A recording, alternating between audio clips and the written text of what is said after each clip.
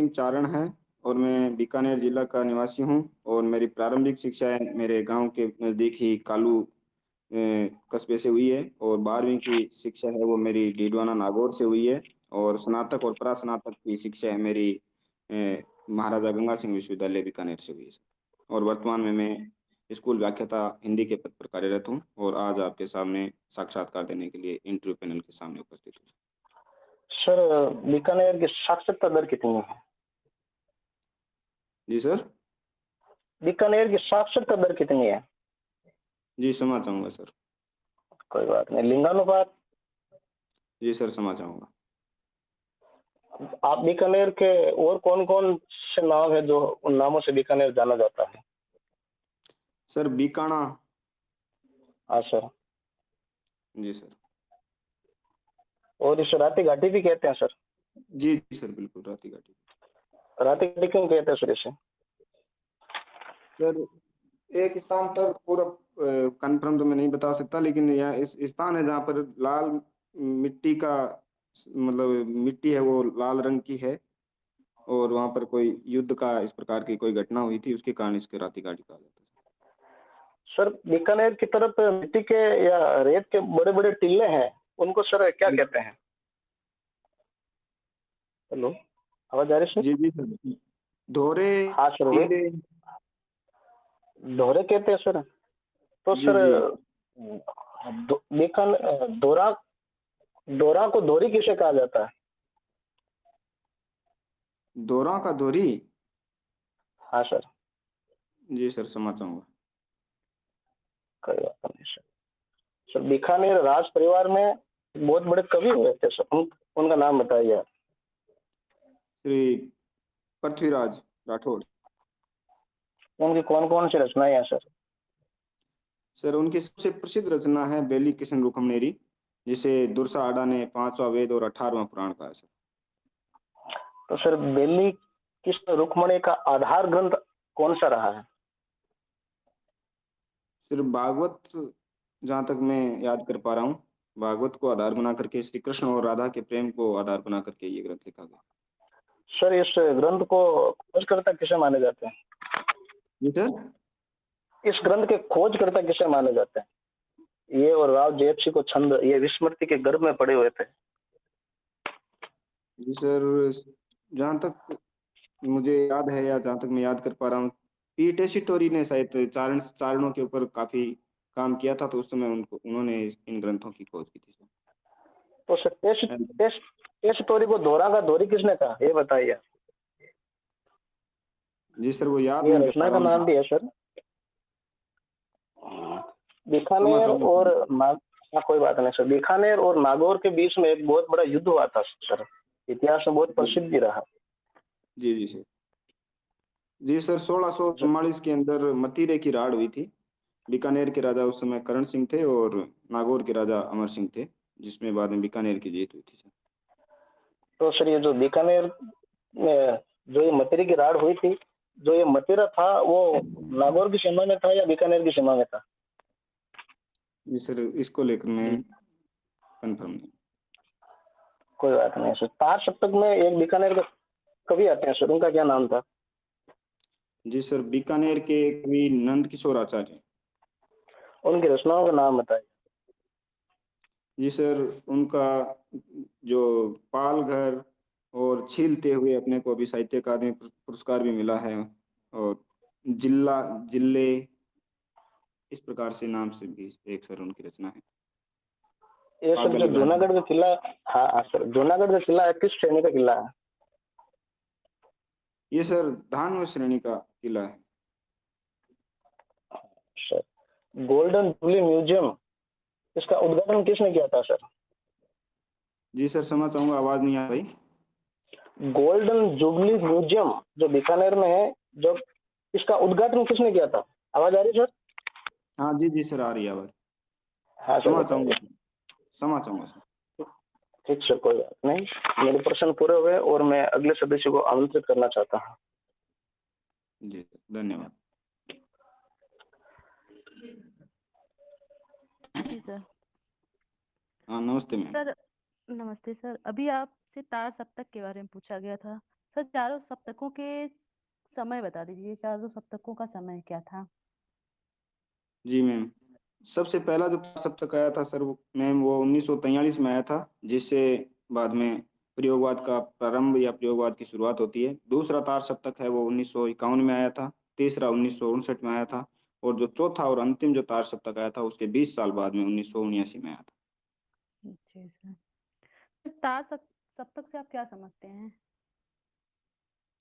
जी ma'am, तार सप्तक की, जैसा कि अज्ञे जी ने अपनी परिभाषा में तार सप्तक की भूमिका में बताया था कि तार सप्तक मतलब इसमें 7 कवियों की इस प्रकार की एक मोतियों की माला है उन्होंने पिरोई थी, जिनमें 7 कवियों की रचनाओं को उन्होंने सम्मिलित किया था, और वो सातों कवि हिंदी के प्रसिद्ध कवि रहे हैं। उन्होंने 7-7 कवियों को लेकर के और उन्होंने उस दौर के जो नए प्रयोग कर रहे थे उन प्रयोगवादी कवियों को एक श्रृंखला के अंदर समाहित करने का प्रयास किया था। सर नए प्रयोग, अभी इस शब्द का आपने प्रयोग किया, तो ये नए प्रयोग किस प्रकार के हो रहे थे? कहाँ पे हो रहे थे? रस में, छंद में, भाषा में, किस जगह हो रहे थे नए प्रयोग?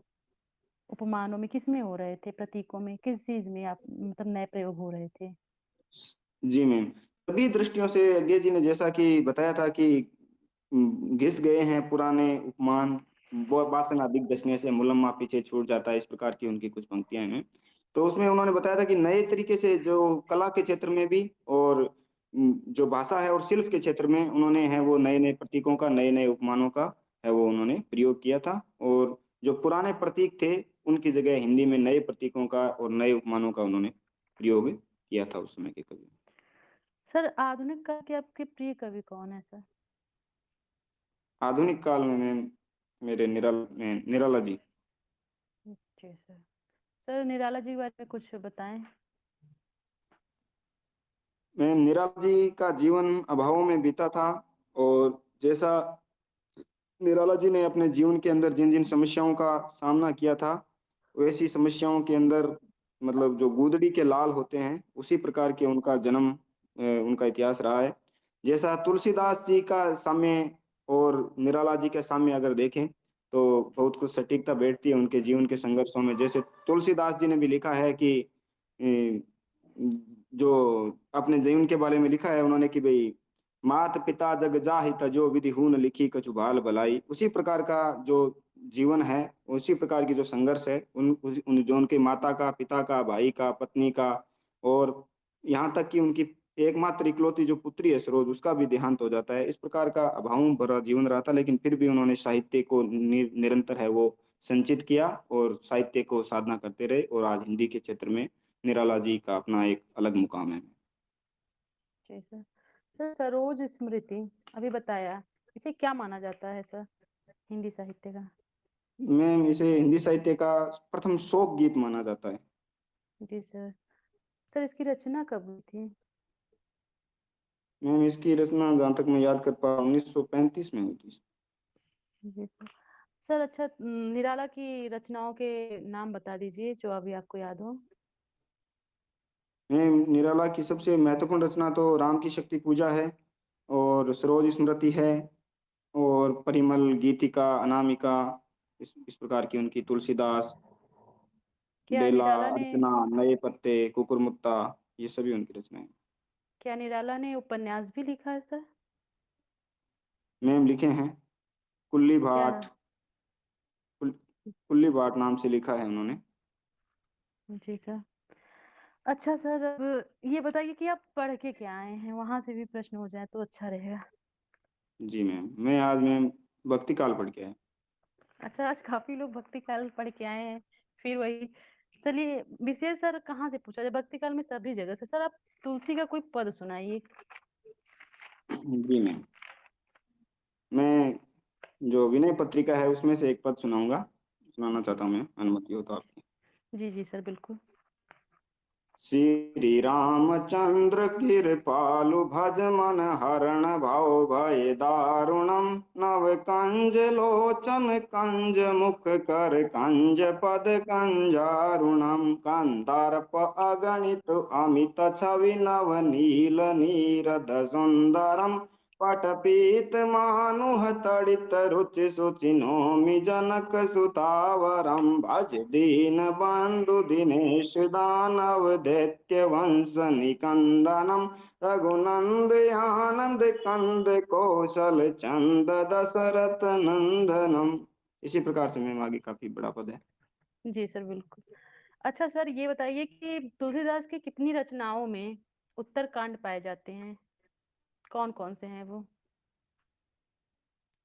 मैम अभी कंफर्म तो याद नहीं कर पा रहा हूँ, लेकिन कवितावली में है, रामचरितमानस में है, और भी कुछ रचनाओं में उत्तरकांड है। रामचरितमानस में कितने सोपान हैं सर? रामचरितमानस में मैम 7 कांडों में विभाजित है। सर, इनका नाम बता दीजिए, सातों कांड का क्रम से बताइए सर। बालकांड, अयोध्या कांड, जी सर। किष्किंध्या कांड, हम्म, जारी रखिए सर। अरण्य कांड में अरण्य कांड, किष्किंध्या कांड, सुंदरकांड, लंका कांड और उत्तरकांड। जी सर। सर, तुलसीदास से संबंधित, उनके जन्म और मृत्यु से संबंधित 2 दोहे पाए जाते हैं। आप जन्म से संबंधित सुना दीजिए मुझे। मैम अभी कंफर्म तो याद नहीं कर पा रहा हूँ, वो अभी कंफर्म याद नहीं कर पा रहा हूँ, क्षमा चाहूँ। चलिए, कोई बात नहीं सर। अच्छा, इनसे, इनके जन्म से संबंधित भी कुछ किंवदंतियां पाई जाती, क्या आपको पता है? जी जी मैम। क्या किंवदंती मैम है सर? किंवदंती, सबसे बड़ी एक किंवदंती तो यह पाई जाती है कि तुलसीदास जी का जब जन्म हुआ था तो अभूतमूल नक्षत्र में इनका जन्म हुआ था। तो इनका जो जन्म के समय में इनका जो शरीर था, इनकी जो शारीरिक बनावट थी, वो 5 वर्ष के बच्चे के समान इनका उस समय शरीर था। जन्म के समय मतलब इतना बड़ा शरीर इनका था, शारीरिक बनावट थी वो। और जन्म के समय भी इनके दांत निकले हुए थे। तो जब आत्माराम दुबे थे जो इनके पिता थे, वो भी ज्योतिष शास्त्री थे, तो जब उन्होंने अपने पंचांग देखे तो उसके अनुसार ये लड़का है वो बड़ा ही बुरे कर्मों का के साथ या बुरे नक्षत्रों के साथ पैदा हुआ है, तो ये पूरे परिवार के लिए है वो घातक सिद्ध होगा। इस प्रकार की किरणें, फिर उन्होंने अपने मुनिया नामक जो दासी है उनको कहा कि इसको आप है वो कहीं फेंक दीजिए या इसको कहीं ले जाइए। जी सर। जी मैम। सर, सूरदास का कोई पद, दोहा, चौपाई, कुछ भी जो आपको याद हो सुना दीजिए, लेकिन वो वात्सल्य रस से पूर्ण होना चाहिए, परिपूर्ण होना चाहिए, सूरदास का पद। वात्सल ऋषि। जी सर। जसोदा हरी पालने झुलावे, जसोदा हरी पालने झुलावे, हलेरावे दुलेरावे मलहावे, जोई सोई गावे, मोरे लाल को आवो रे निंदरिया। जी मैम। इसका अर्थ बता दीजिए। जी मैम, यशोदा है वो अपने पुत्र कृष्ण को सुला रही है, और वो नींद, कृष्ण भगवान है वो चूंकि चंचल है, नटखट है, तो उनको नींद नहीं आ रही है। तो वो नींद को आमंत्रित करते हुए कहते हैं कि हे नींद है तू, आजा और इस मेरे कृष्ण को आकर के सुला जा। और उसके लिए वो लोरियां गाती हुई और कृष्ण को भिन्न भिन्न प्रकार से बहलाती हुई उनको नींद दिलाने की कोशिश करती है। सर, भक्ति काल में सगुण धारा की आप 5 विशेषताएं बता दीजिए। जी मैम। भक्ति काल में जो सबसे प्रमुख विशेषता है वो तो सगुण या अवतारी ईश्वर की कल्पना की गई है। और जो सगुण भक्ति धारा के जो प्रमुख कवि हैं, उन्होंने सगुण ईश्वर को आराध्य मान करके उनकी आराधना की है, उनकी साधना की है। और दूसरी जो विशेषता है, वो सगुण भक्ति कवियों में जो मानवीय रूप में सगुण जो ईश्वर है वो मानवीय रूप में जन्म लेकर के और मानवीय क्रियाएं करते हैं। और मानव की तरह ही क्रियाकलाप ईश्वरीय और मानवीय के बीच में समन्वय बनाते हुए, जैसे वाल्मीकि रामायण है उसमें राम का मानवीय रूप है, जबकि तुलसी है उसमें राम का मानवीय के साथ साथ में उसके अवतारी पुरुष के रूप में भी उनको चित्रित किया गया। जी मैं। जी सर, बिल्कुल। सर, अब अंत में आप एक आधुनिक काल की कोई कविता सुना दीजिए। आधुनिक काल की। आधुनिक, जी सर, बिल्कुल। जी मैम।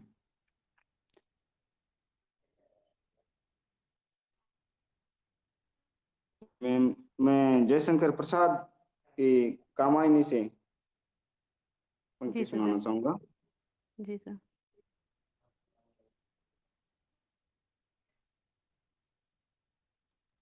या इसमें से निराला जी की राम की शक्ति पूजा में से सुनाना चाहूंगा, क्षमा चाहूंगा मैम। जी, बिल्कुल सुनाइए। अमानिशा उगलता, बीच में से सुना रहा हूँ मैं। अमानिशा जी, उगलता गगन घन अंधकार, खो रहा दिशा का ज्ञान, स्तब्ध है पवन चार, प्रतिपद पीछे गर्ज रहा अम्बुद विशाल, भूधर ज्यों ध्यान मग्न केवल जलती विशाल। इस प्रकार से राम की शक्ति पूजक से लिखते हैं। सर एक प्रश्न लास्ट, इसमें कौन-सा रस दिख रहा है आपको? मैम, इसमें वैसे भयानक रस किसी, जैसे राम के मन में भय व्याप्त हो रहा है, और जो पांचों तत्व है वो, उनमें से अधिकांश तत्व है वो राम के पक्ष में नहीं है।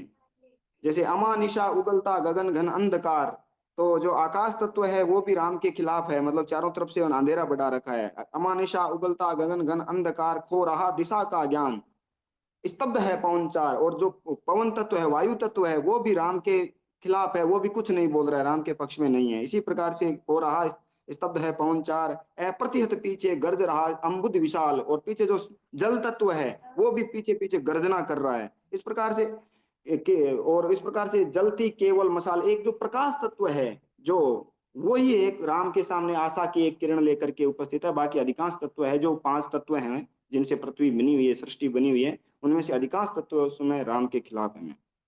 जी सर, बिल्कुल। आपका साक्षात्कार पूर्ण होता है। धन्यवाद। धन्यवाद।